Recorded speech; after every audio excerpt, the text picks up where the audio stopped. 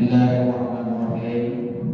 Assalamualaikum warahmatullahi wabarakatuh. Alhamdulillah rabbil alamin wa bihi nasta'in wa ala umuri dunya waddin wa ala alihi wa sahbihi wa sallam ajma'in. Rabbi shrah li sadri wa yassir li amri wa hlul 'uqdatam min lisani yafqahu qawli. Yang saya hormati, yang saya muliakan pengurus masjid Darul Amin, yang saya hormati, yang saya muliakan para tuan-tuan guru, alim ulama, ulama ganai, alim mandai, yang kecil penamu, penamu gelar, mohon maaf, yang kecil pada seluruh kamu yang kamu bersama bawa. Puji dan syukur marilah kita bersama-sama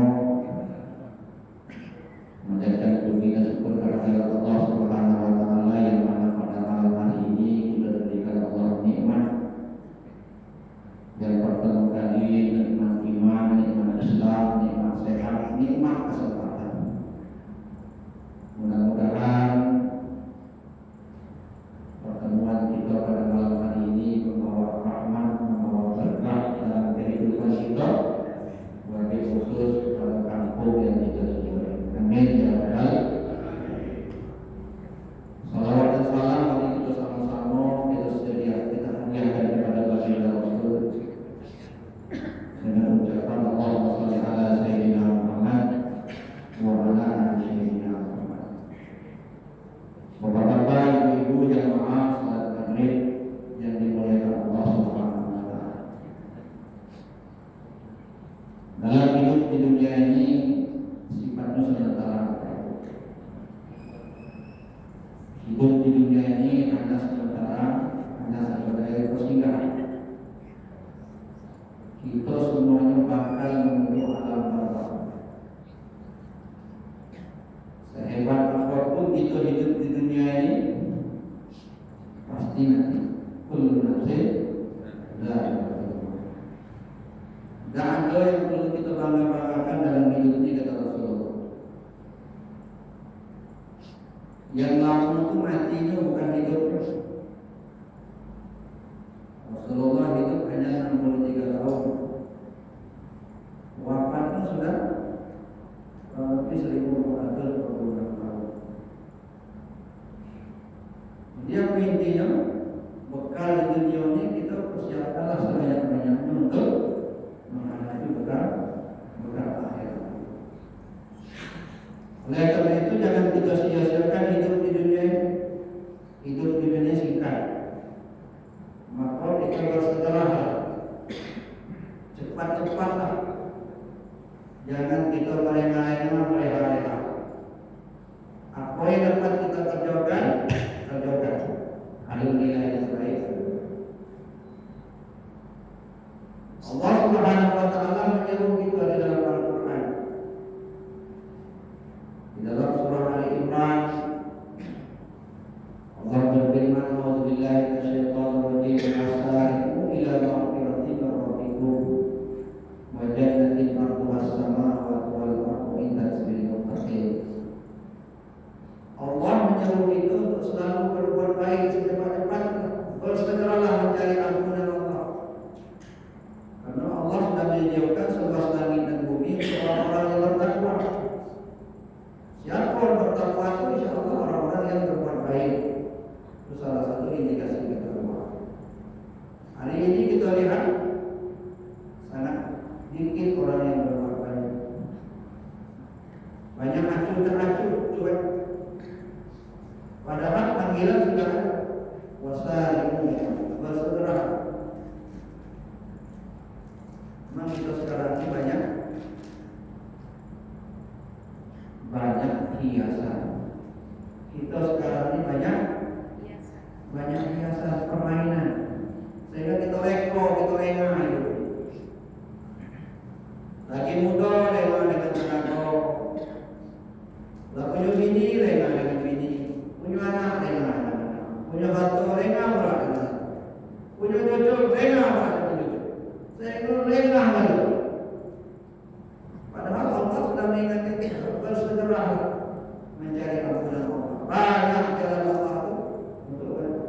sedikit banyak. Bukan ibadah wajib saja banyak. Salah satunya jangan lupa sholat. Ayat ini menerangkan apa tanda-tanda takwa itu? Alladzina yunfiquna fi sharri wa dharra. Itu yang pertama. Itu gemar bersedekah. Sekarang ini semangat sedekah tidak boleh. Alasannya duit susah, ekonomi sulit, kata itu. Padahal itu tanda-tanda. Alhamdulillah masjid yang sedekah ini berkat orang kampung ini rajin bersedekah. Makmur pada malam ini. Masjid itu bagus. Kalau ada tengok orang itu beriman, orang itu hebat, tengok masjid. Kalau masjid itu panas, kelam, semang, itu tanda-tanda. Itu jauh dari ketakwaan. Ini tanda-tanda orang yang gemar sedekah. Masjidnya indah, sejuk. Dekah juga masuk masjid itu. Alhamdulillah. Itu bukan salah ngurus lagi, salah hati kita yang panas. Oleh karena itu bersedekah. Tanda takwa itu tadi. Kita suka bersedekah.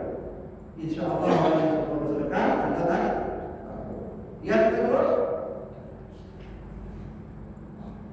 kata Allah Subhanahu wa Ta'ala di dalam surah Ali Imran 184, tanda-tanda orang takwa itu yang wal kazimina al-ghaib. Orang yang bertakwa itu baik. Dia tidak ada gampang marah, tidak ada suka marah, marah terus, cuma tidak kebalik marah. Mampu menahan amarahnya. Hari ini yang paling sulit. Di mana-mana kita marah. Apa dah kita cepat tua? Apa dah rezeki susah? Apa dah kawan lari? Di mana-mana marah. Dia lah yang pandai. Dia lah yang hebat. Dia lah yang kaya. Sehingga dia memang marah-marah. Marah itu boleh, yang tak boleh itu, tetapi marah-marah. Pandai marah. Dikit-dikit marah. Nanti tak boleh. Orang pandai marah ni dapat haji. Cepat nanti. Kenapa potensi dia naik? Jantung ni berdegup terus. Kolesterol tinggi pecah. Mampus. Mampus itu daripada marah-marahnya adalah anak setan. Bisa merusak aman ibadah. Jadi tanda takwa yang kedua, wal kazimin al-ghaib, mampu dia menahan amarah dalam diri. Praktekkan itu. Kalau kita bertemu kawan tadi lah, senyum itu nomor satu. Tadi orang banyak marah senyum. Tapi kalau mereka senyum, 50% banyak marah. Maka dalam orang itu senyum dulu baru ketemu. Mau makan jeruk. Tahu jeruk? Jeruk itu kalau hitam, tidak tahu dari itu namanya kulit. Jeruk itu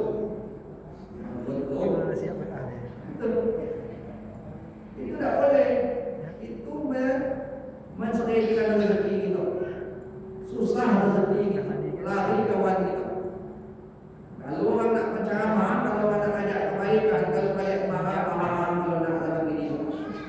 Kemudian guru banyak marah, lari lagi. Tak kata itu dah tahu. Ayah banyak marah, anak lari itu rumah ini.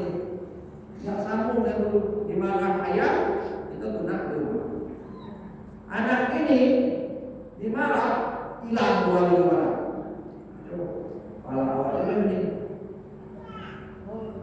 Maka itu tanda-tanda takwa yang kedua kata Allah Subhanahu wa Ta'ala, tidak gampang marah. Ya Bu, jangan banyak marah Bu.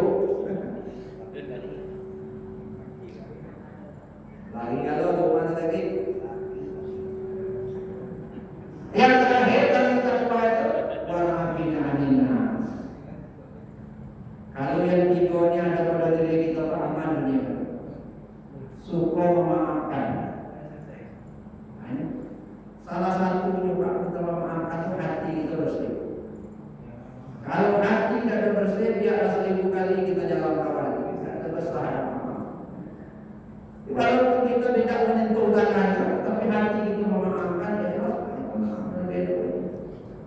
kita bersalaman.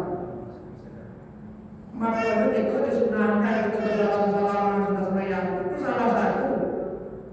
salah satu untuk menyucikan hati kita, untuk menghilangkan dosa kita, untuk menguatkan rasa ikhlas kita. Maka sudah sembahyang itu jangan cepat lagi. Ini paham-paham yang terbaru ini banyak sudah masuk ke dusun-dusun. Di kota-kota banyak masuk. Sudah sembahyang, sudah salam kanan, salam kiri, kabur. Yang penting sembahyang. Zikir bagaimana? Padahal anjur berzikir itu sudah masuk anjuran Quran. Wahai orang-orang yang beriman, ingatlah kepada Allah dengan sebanyak-banyaknya. Kita disuruh ingat Allah. Berzikir itu hukumnya sunnah muakkad. Sudah sembahyang. Jangan pula kita tak ada berzikir. Ini paham-paham baru lah masuk di kota, di Sikonda. Kalau Sikonda nampaknya kalau masih ada tasbih itu, berarti apa berzikir. Cuma kalau di dalam masjid tak ada kita tasbih, itu tanda-tandanya mau berzikir itu tidak boleh. Kalau berzikir itu tanda-tanda untuk ajar kuat zikir. Kalau saya kok boleh. Itu tanda orang hebat berzikir. Kita sekarang hati kita kosong, kita zikir. Semayang, amal, tapi zikir. Ala zikran Allah dengan mengingat Allah, hati kita menjadi tenang. Bukan harta yang banyak menjadi kita tenang, enggak. Banyak orang punya harta terus susah hidup. Yang berhenti tentang zikir itu maka zikir ini jangan kita remehkan. Nah, paham-paham sekarang ini ada yang membid'ah zikir. Tak kajian dibuat zikir sudah sembahyang saja. Kalau macam kosong macam itu. Tak pula tidak boleh buat Nabi itu tak boleh kita rendah. Kalau berzikir itu baik,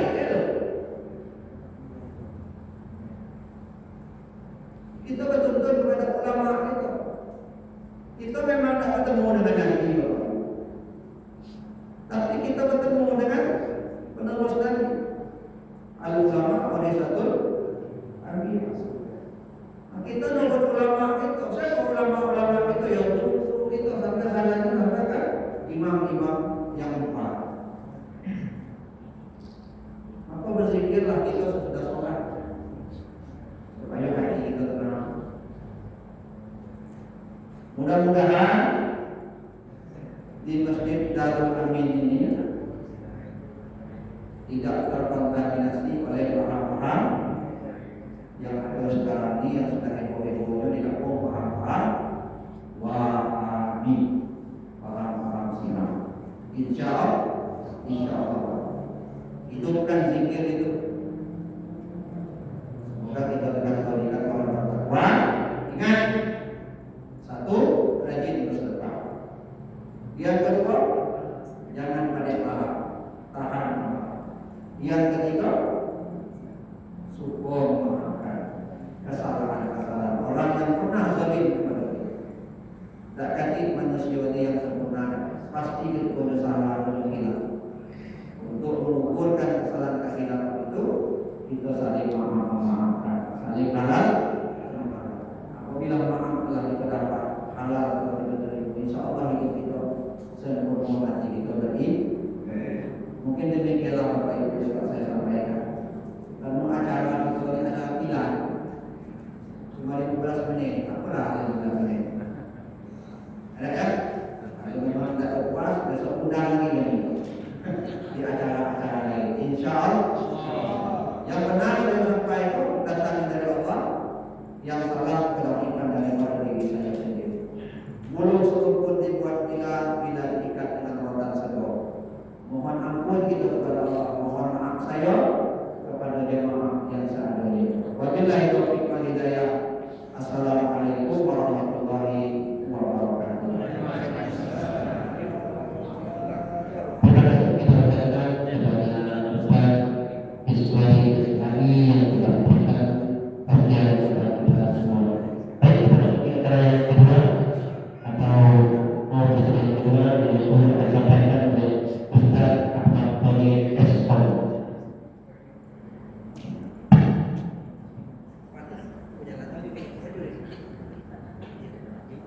Bismillahirrahmanirrahim.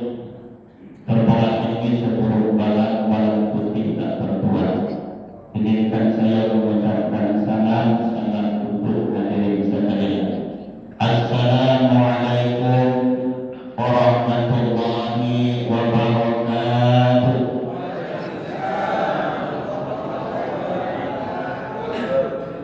Alhamdulillah, alhamdulillah rabbil alamin. Wassalatu wassalamu ala asrofil anbiya wal mursalin wa ala alihi wa sahbihi ajma'in. Wa qala rabbi sadri wa yassir li amri wa hlul 'uqdatam min lisani yafqahu qawli. La haula wa la quwwata illa billahil aliyyil azim. Yang terhormati pengurus masjid Darul Amin, yang saya muliakan Bapak Imam Khatib Jilan, yang saya muliakan tuan-tuan guru dan adik sekalian, kemudian bapak-bapak, ibu-ibu, jamaah, sholat maghrib, sholat isya, mudah-mudahan kita semua dimuliakan Allah Subhanahu wa Ta'ala. Amin. Allahumma amin. Bersyukur kita kepada Allah Subhanahu wa Ta'ala. Berqauli alhamdulillah. Dan ismahu bismillah. Lapangan. Bersyukur kita kepada Allah Subhanahu wa Ta'ala sama-sama dengan mengucapkan alhamdulillahirabbil alamin. Mudah-mudahan kita semua terbantu dan satu hamba-hamba yang sudah bersyukur kepada Allah Subhanahu wa Ta'ala. Amin. Bersalawat kita kepada baginda Rasulullah sallallahu alaihi wasallam biqauli Allahumma shalli ala sayyidina Muhammad wa ala ali sayyidina Muhammad. Mudah-mudahan kita semua Bapak Ibu mendapat kebahagiaan dari Rasulullah yang setiap kelak dan harapan kita semua masuk ke jannahnya Allah dan surganya Allah yang untuk langsung pada baginda Rasulullah sallallahu alaihi wasallam. Amin. Allahumma amin. Bapak Ibu dirahmati oleh Allah Subhanahu wa Ta'ala. Saya sebentar Bapak Ibu menentukan kisah ada. Bukan menit 10 menit jadi lagu yang penting bisa kita amalkan dalam kehidupan kita. Bapak Ibu dirahmati oleh Allah Subhanahu wa Ta'ala. Di dalam kitab Mataiful Ibad dijelaskan salah satu nafarin ada 3 kelompok manusia, 3 golongan manusia. Yudhillahumullah tahta dhilli arsy, yang mereka itu akan mendapat naungan di bawah arasnya Allah Subhanahu wa Ta'ala. Yauma la dhillu illa dhilli, yang mana pada hari kiamat nanti tidak ada naungan kecuali naungan Allah Subhanahu wa Ta'ala. Itu berilah dapat naungan di mana Allah kau yaumil kiamat itu. Bapak ini Pak, pengen kalau kita mendapat lindungan naungan di bawah arasnya Allah Subhanahu wa Ta'ala. Apa yang pertama?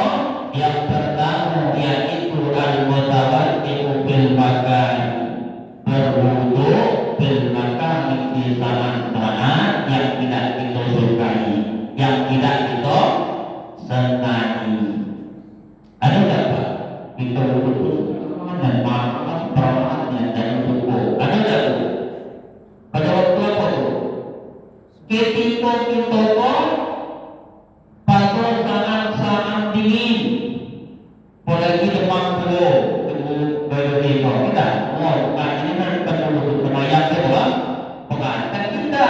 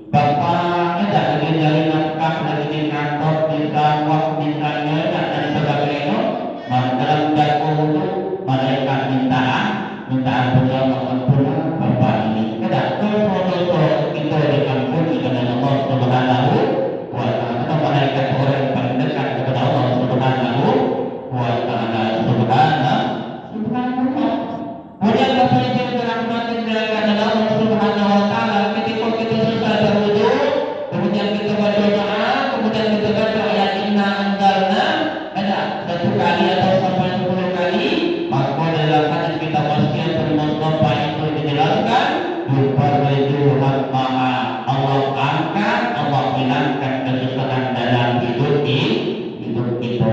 Kadang kita juga bukan dalam pikiran dalam sebab hati bisa berlalu. Tidak. Atas itu kita yang untuk kita. Tidak. Allah hilangkan semua kesusahan pikiran itu dan semua kesusahan hidup kita. Subhanallah. Bapak Ibu dirahmati oleh Allah Subhanahu wa taala, kita ingat kisah Nabi Muhammad sahabat Rasulullah, seorang muda yang minta tidak aku kata Rasul tidak kamu boleh berobat tidak sedang di dalam surga Allah Subhanahu wa taala. Aku akan engkau akan dengan berobat. Aku boleh berobat. Ya Allah, aku tak tahu dengan kuaman dengan cuma itu kerja kau dan aku sholat sunah itu.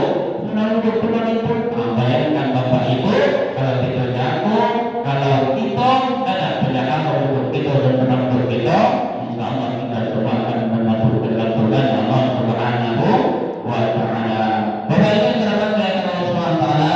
Kemudian yang kedua kata kita Rasulullah dalam kitab Nasrul Iman itu, yang kedua orang yang akan mendapat rahmat Allah Subhanahu wa taala adalah wal masi, orang yang berjalan dengan masjid ke rumah-rumahnya Allah, ke masjid dan masjid kamu selalu berdolangi di kegelapan.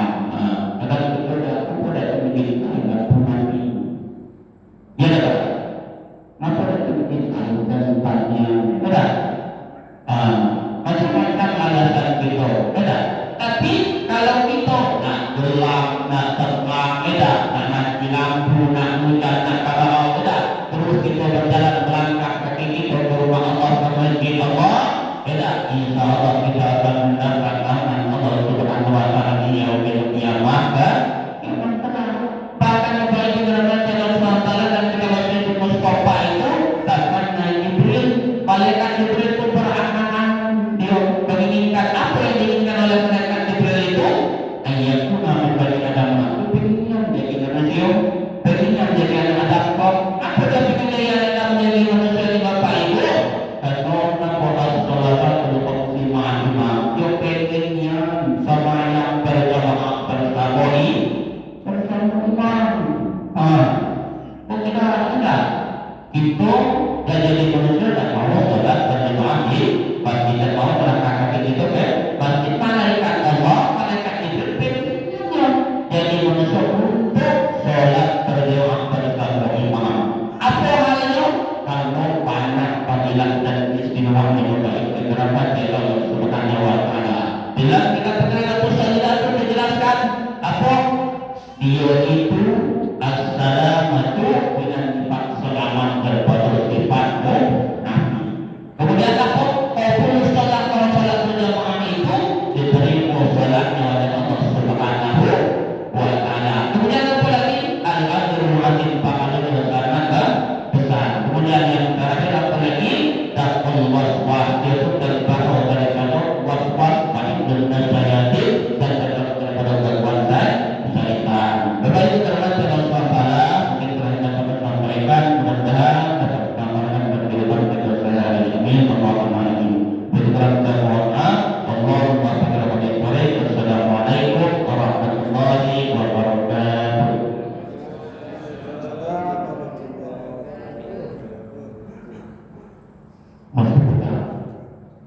Salam dijawab.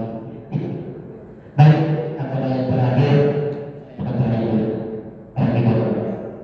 yaitu sambutan dari ketua takmi Taman Provinsi Jambi yang disampaikan oleh Ustaz Marjan Musbidi.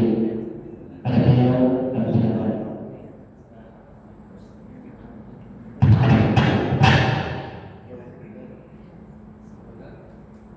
Assalamualaikum warahmatullahi wabarakatuh. Waalaikumsalam.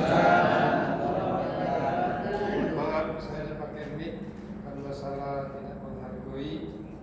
Ini memang supaya kita ada konten yang memilih untuk dakwah, supaya mic tadi itu bersih masuk. Jadi memang pasal ini trouble deh, ada masalah. Dan yang kedua, supaya suara saya ini jelas, ada didengar tak? Jelas ya.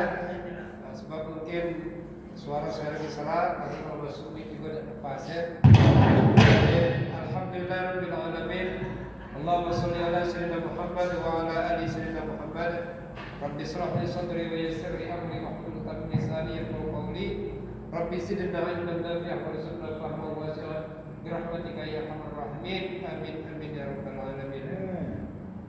Yang saya hormati teman-teman negara yang ulama cerdik pandai tuan-tuan guru, yang saya hormati ketua masjid Darul Amin serta perangkat-perangkatnya, yang saya hormati bapak-bapak, ibu-ibu, ibadah dan insyaallah kita semua dimuliakan oleh Allah Subhanahu wa taala.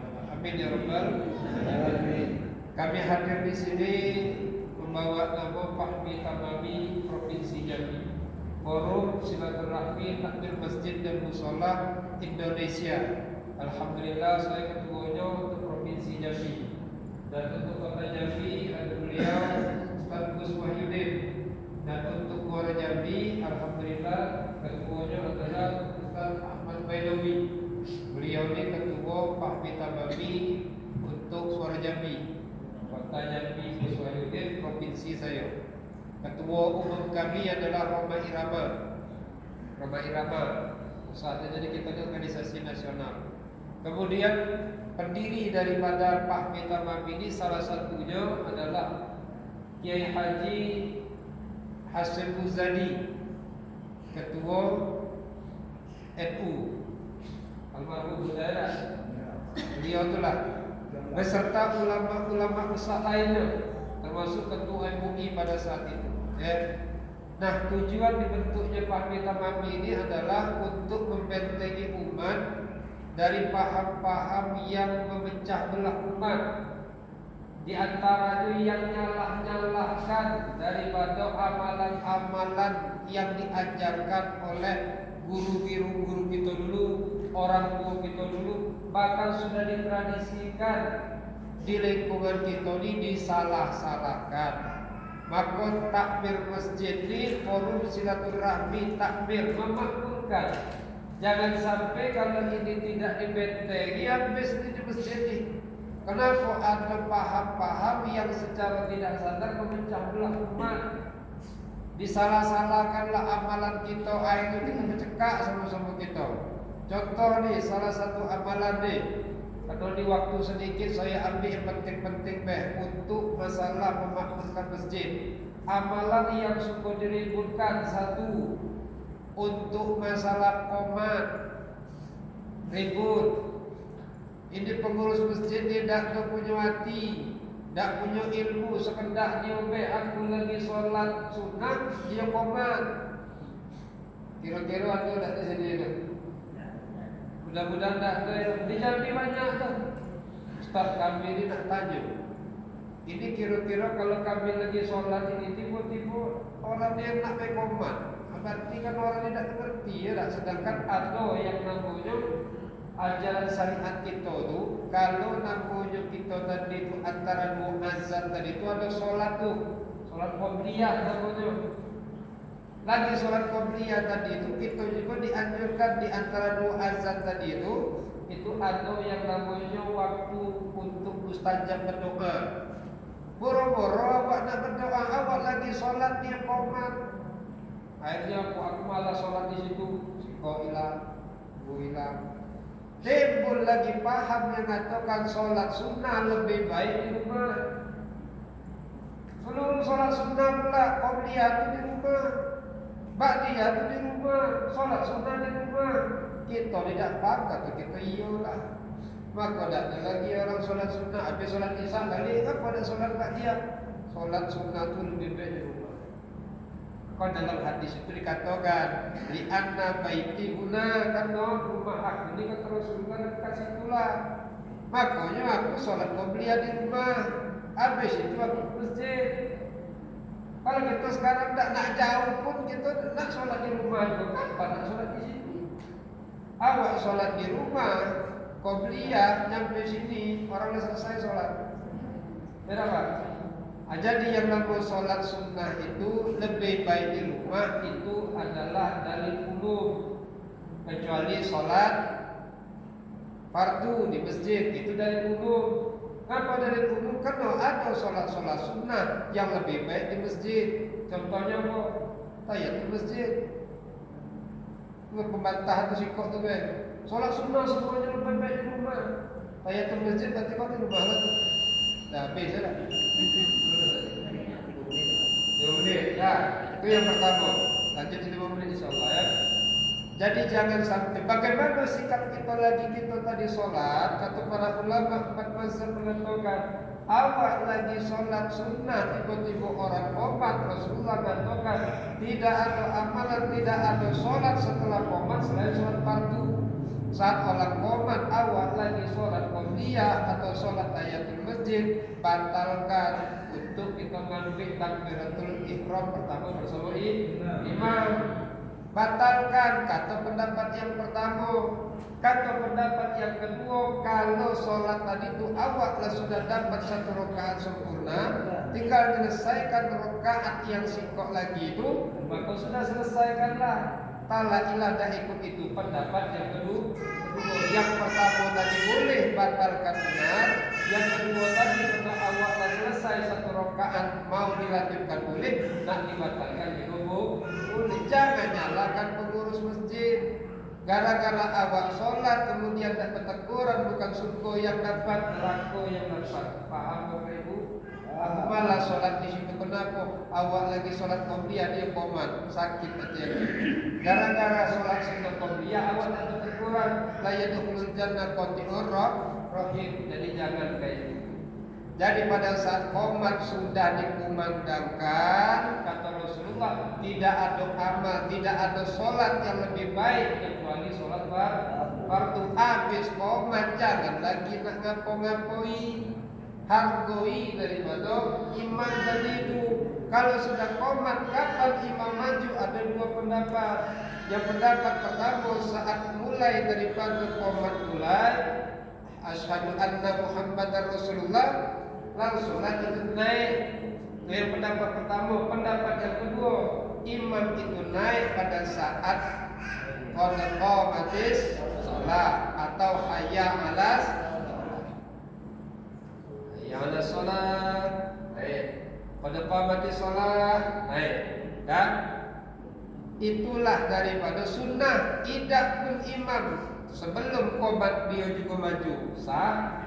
Setelah orang selesai qomat dia maju sah, jangan diributkan. Yang diributkan itu kalau sudah qomat awak masih ngobrol, imam lah mulai korolani satri awak sibuk lah masih ini. Kalau sudah qomat tengok ke Masjidil Haram. Masjidil Haram itu ribuan itu orang, tapi saat qomat dikumandangkan itu rapi semua tuh. Kenapa? Karena beritanya saat qomat dikumandangkan ngobrol tak ada lagi. Saat qomat dikumandangkan sholat yang lain itu tinggalkan, amalan yang lain tinggal, langsung susun shop. Itu yang pertama. Dan untuk kami hadir di sini untuk memakmurkan masjid kita ini saling menghargai antara imam sama makmum, biar kita rapi. Jadi saat qomat tadi itu dikumandangkan, imam maju, makmum sudah ada lagi nak ngobrol-ngobrol. Tak ada lagi nak yang bercanda-bercanda. Itu yang pertama. Yang kedua, yang diributkan di sini juga banyak sekarang itu cara nyusun sop ini kaki ini. Kaki ini kata orang rapat, tapi di sini alhamdulillah kita biasa lah, tidak rapat. Kalau kita sekarang ini banyak orang harus rapat. Yang paling mirisnya nyalakan kita yang tidak rapat. Bahkan ada masjid-masjid yang menulis di situ itu digambar itu, dibuat stiker. Kalau rapat contohnya benar, ada yang renggang disalahkan. Mudah-mudahan di sini tidak ingat. Mangkadzaba alayya falyalijin nar, siapa yang berdusta atas namaku kata Rasulullah tempatnya cuma di neraka. Rasulullah tidak nyalakan yang renggang, datang dia ditulisnya salah. Tak ada tobat dia sampai mati suul khatimah. Itu yang memfitnah-fitnahkan, yang nyala-nyalakan sesuatu yang tidak disalahkan Rasulullah, dia mengantarkan diri dia mati tidak beriman kepada Allah subhanahu wa ta'ala. Mudah-mudahan di sini tak tahu yang mudah nyala-nyalakan. Artinya kok yang rapat benar, yang renggang juga benar. Yang rapat ada dalilnya, yulziku mangkibuhu bimangkibi sahibihi. Dia merapatkan bahunya dengan bahu kawannya, wa qadamuhu bi qadamihi, kakinya tadi itu dengan kaki kawannya. Itu cara yang sempurna, kaki rapat, bahu rapat. Kalau ngaji dia nak sempurna. Cuma kalau kita tengok sekarang nih, dia tahunya cuma kaki berapat. Akhirnya apa mengejar kaki, pokok segala macam kaki dikejar. Kawan kaki lari kejar, pijak sudah ya. Yang itu mudah-mudahan tak ada di sini ya. Imam Syafi'i, bapak ibu saya singkat be. Imam Syafi'i ingat pokok dia renggang karena Imam Syafi'i takbirnya kayak gini. Dah sedekapnya kayak gini. Ini Imam Syafi'i. Imam Syafi'i pada waktu bersedekap sikunya lebih jauh daripada ini. Maka tidak bisa merapat. Pada saat dirapat ini yang ketumbur, maka pakai dalil Abu Zar. Apa kata Abu Zar? Kalau seandainya kalian dapat mendengar apa yang aku dengar, dapat melihat apa yang aku lihat, sesungguhnya langit dan bumi ini ada getarannya. Dan di setiap hamparan bumi ini dengan jarak 4 jari ada malaikat yang sujud di situ. Sob malaikat 4 jari, ini 4 jari itu. Apa? Jadi kita tadi itu, sob tadi itu 4 jari lah. Nih, antara bahu sampai ini Imam Syafi'i ini sedekapnya ini nih, pergelangan. Maksimal kata sini nih boleh. Dah, yang tak ada yang makruh yang kayak gini tuh. Allahu Akbar makruh. Imam Syafi'i kayak gini. Kalau Imam Hanafi kayak gini, Imam Hambali fi sudur. Naik lagi Hambali Hanafi di atas. Imam Maliki di sini.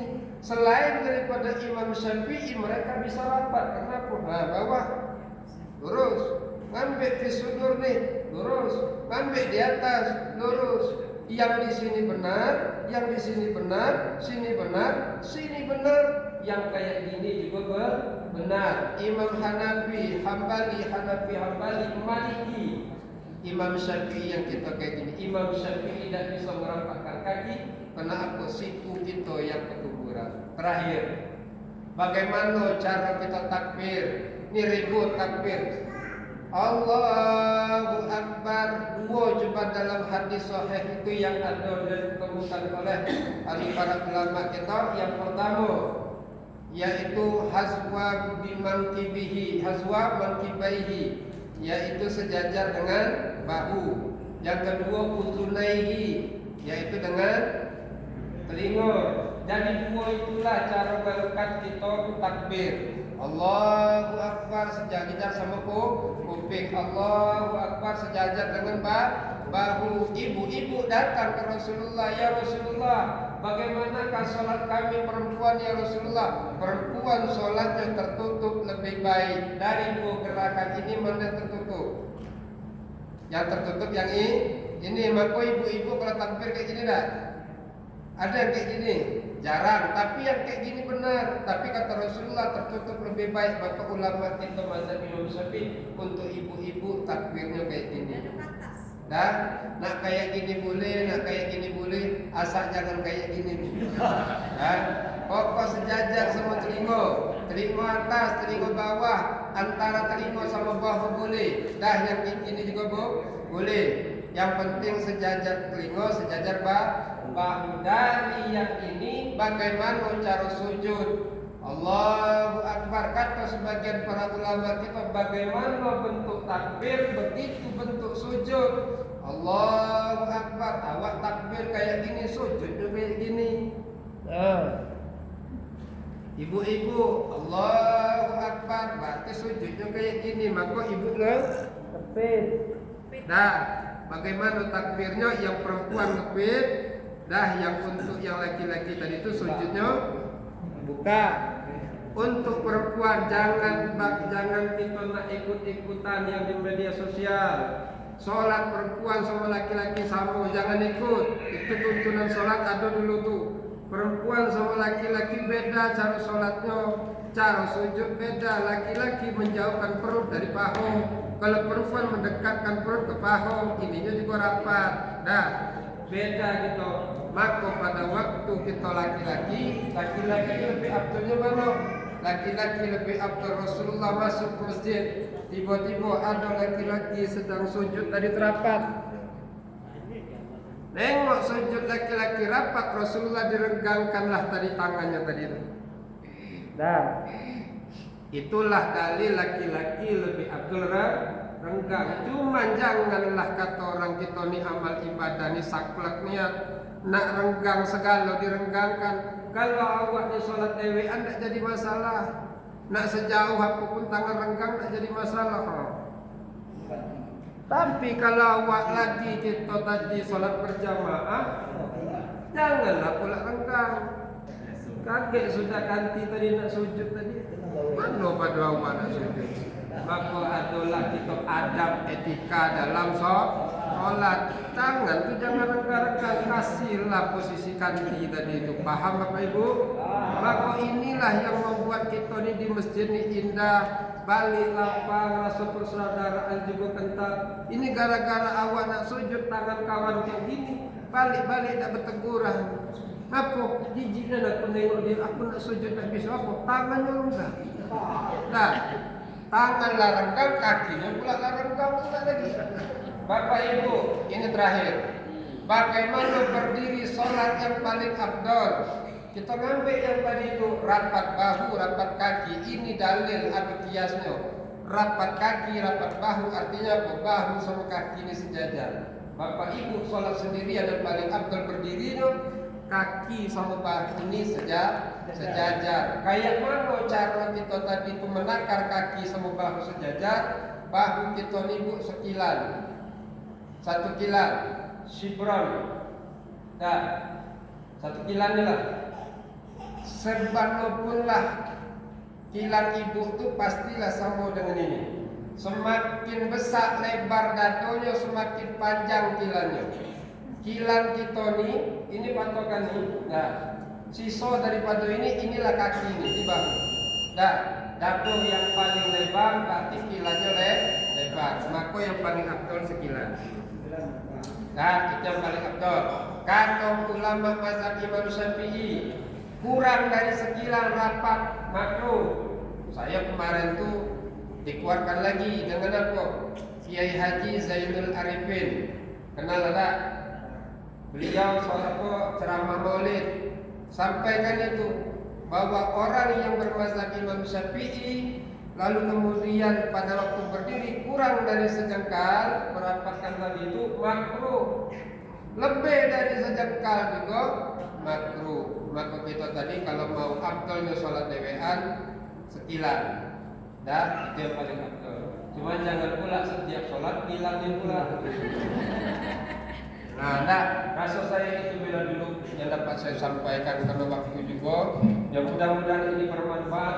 Jangan sampai kita datang ke masjid niatnya untuk masuk surga, tapi dengan ke masjid kita bercakap di antara kita karena berbeda daripada cara ibadah, akhirnya kita masuk neraka untuk memutuskan silaturahmi. Inilah kami hadir mudah-mudahan di sini membawa keberkahan. Inilah guru yang ada di sini. Kami ini ada 20 sampai 30 ustaz di Pamita Mami yang sekarang tergabung. Itu belum yang ada di Muara Jambi. Untuk Muara Jambi ini masih banyak lagi ya, nanti di bawah pimpinan beliau ini. Mudah-mudahan di Muara Jambi besok Pamita Mami bisa berkembang. Sama-sama kita menjaga daripada amalan-amalan Ahlus Sunnah wal Jamaah, terutama ulama-ulama Nahdlatul Ulama ya, Yasin dan segala macam diseringkan. Demikian kalau waktu juga sudah ini. Mudah-mudahan bermanfaat. Ya, subhanakallah bihamdika, nasyhadu an la ilaha illa anta, nastaghfiruka wa natubu ilaik. Wassalamualaikum warahmatullahi wabarakatuh. Waalaikumsalam warahmatullahi wabarakatuh. Terima kasih kami ucapkan kepada Ketua Panitia Naungan Provinsi Jambi yang telah berikan bimbingan kepada kita semua. Mohon maaf Bapak-bapak sekalian, apabila sudah qad sholat, ingat hilangkan kebiasaan kita bersekali-kali. Dan sudah tahu ya, terpanggil berubah sama-sama. Dengan mengucapkan alhamdulillah acara kita pada hari ini kami tutup. Wassalamualaikum warahmatullahi wabarakatuh.